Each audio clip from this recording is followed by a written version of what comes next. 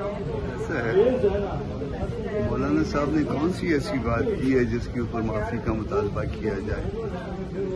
معافی کا مطالبہ تو اس بات پہ کیا جانا چاہیے کہ اگر کوئی یہ کہے کہ خیبر پختونخوا میں جو ہے نا آپ پیرالل جو ہے نا لشکر بنا لیں اور لوگوں کا خود مقابلہ کریں، معافی تو ان کو مانگنی چاہیے نہ کہ مولانا کو۔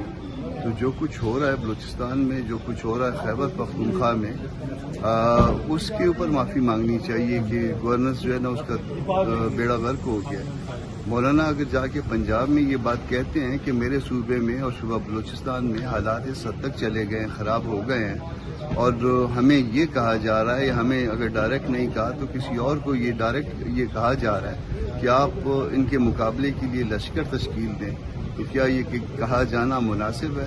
اس پہ مولانا کو معافی مانگنی چاہیے یا ان کو جنہوں نے یہ حرکت کی؟ سر، محمود خان چکزئی پہ ایف آئی آر ہوئی، مولانا پہ بھی ایف آئی آر کا خطرہ ہے۔ ابھی چوہان نے کہا ہے کہ وہ ایف آئی آر دیں گے 24 گھنٹوں میں اگر معافی نہ ہو۔ چوہان صاحب کو میں بھی جانتا ہوں، آپ بھی جانتے ہیں۔